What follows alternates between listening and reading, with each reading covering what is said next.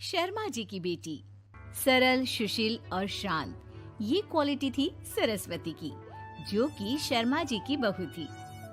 क्या है बहू, जब देखो तब किचन में खटर पटर करती रहती हो, लेकिन खाने को कुछ देती ही नहीं। कैसी बात कर रही हो पीयूष की अम्मा? सुबह से 4 कप चाय, 2 बार नाश्ता और इतनी सारी बहू के हाथ की नमकीन तो खा चुकी हो, फिर भी ऐसा बोल रही हो? अरे कुछ तो डरो ऊपर वाले से। तभी वहाँ पीयूष आ जाता है। क्या है सरस्वती, इतनी देर लगती है क्या टिफिन बनाने में? एक काम है घर का तुम्हारे पास, वो भी नहीं कर पाती हो वक्त पर। आपका टिफिन टेबल पर रखा है और नाश्ता भी, बाकी का सामान बेड पर रखा है और अब मैं मंदिर जा रही हूँ। सरस्वती मंदिर चली जाती है।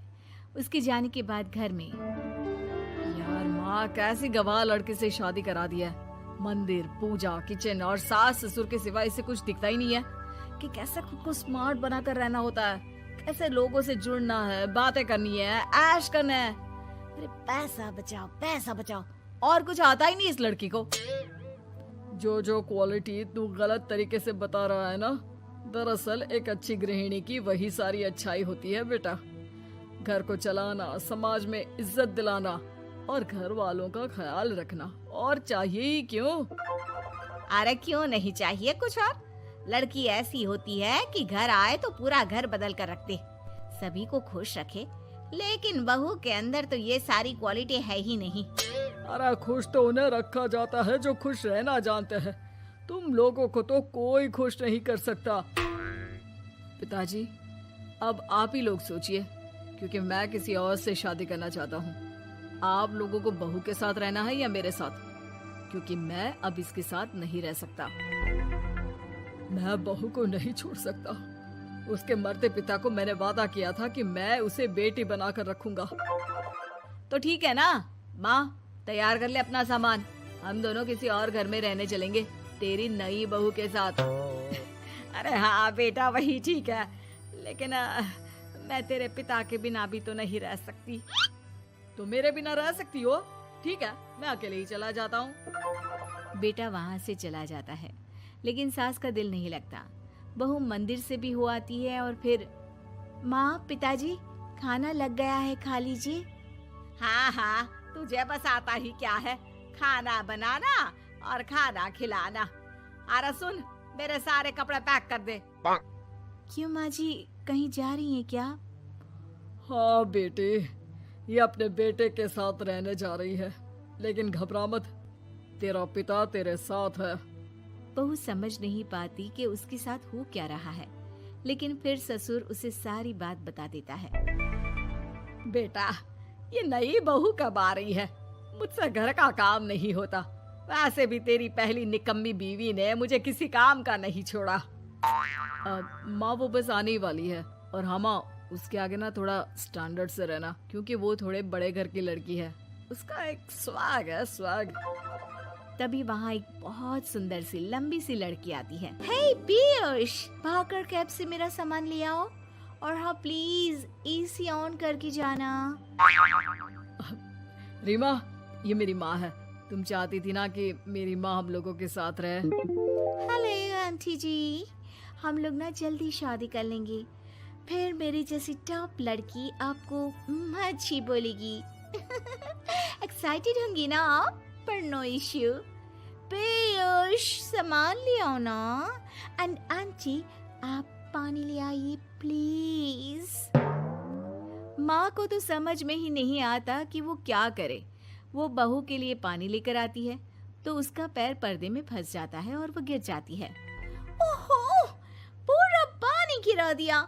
कांच का ग्लास क्यों छूती है जब हाथ पैर नहीं चलते?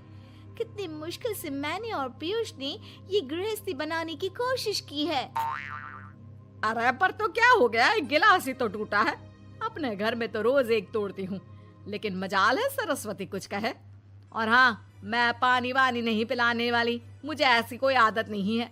बहू हो, बहू की तरह रहो, समझी?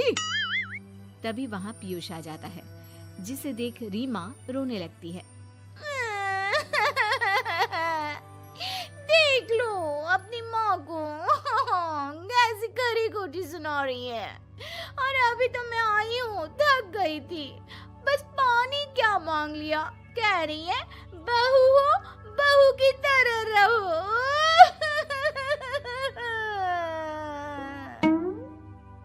अरे यार माँ, समझा कर लाया था ना कि कैसे रहना है। माँ ऐसा करोगी तो मैं भी नहीं रख पाऊंगा तुमको हमारे साथ। वैसे भी आप ये समझो कि रीमा ने खुद कहा था कि माँ को साथ रखना। अरे हाँ हाँ बेटा, वो सिर्फ इसलिए कि मैं घर का सारा काम करूं, बैठे बैठे इस महारानी को खाना पानी दूं। वैसे भी मैं जा रही हूँ, मुझे तो इस लड़की की शक्ल भी अच्छी नहीं लग रही। मेरी सरस्वती के आगे तो ये कुछ भी नहीं है। निकलो निकलो यहाँ से। मैंने सोचा था बिना पैसे का नौकर मिल जाएगा, लेकिन नहीं। कुछ लोगों को आदत होती है फ्री की रोटी खाने की। निकलो यहाँ से। पीयूष, धक्के मार कर निकालो इस औरत को यहाँ से। अरे ये कैसी बात बोल रही हो रीमा? ये माँ है मेरी, माना थोड़ी जिद्दी है। अरे वाह बेटा वाह, अभी भी तुझे मेरी ही गलती दिख रही है ना? कोई बात नहीं। माँ वापस घर आ जाती है। बहू, मुझे माफ कर दे बेटा, वो तो शैतान का नानी है। माँ, मैं उनके बारे में कोई बात नहीं करना चाहती। ये मेरा मायका है। अब आप लोग मेरे माता पिता। मैं हमेशा यहीं रहकर आप लोगों की सेवा करूंगी। नहीं नहीं बेटा, हम करेंगे तेरी शादी किसी अच्छे लड़के से।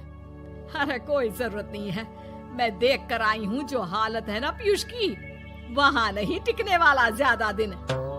ना टिके वो उसकी मर्जी, लेकिन मेरी बेटी इतनी गई गुजरी नहीं है जो उसे कभी भी छोड़ो और कभी भी वापस आ जाओ तो वो तुम्हें अपना ले। अब ज्यादा ही हो रहा है आपका। माना मैंने गलत किया बहू के साथ, लेकिन वो उसका पति है। और फिर कहावत है ना, सुबह का भूला शाम को वापस आ जाए तो उसे भूला नहीं कहते। तभी वहाँ पीयूष आ जाता है। माँ, वो भूला आ गया, मुझे माफ कर दो। सरस्वती के जिस गुण को मैं सही नहीं मानता था, दरअसल जीवन को सही तरीके से जीने के लिए वही गुण होने चाहिए। मुझे माफ कर दो सरस्वती, मैं आज के बाद तुम्हें और पापा को छोड़कर कहीं नहीं जाऊंगा।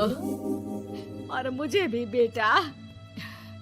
बेटा जहन्नुम में भी जाए तो उसके साथ रहने को तैयार हो जाए, वही तो माँ होती है। मुझे माफ कर दो माँ।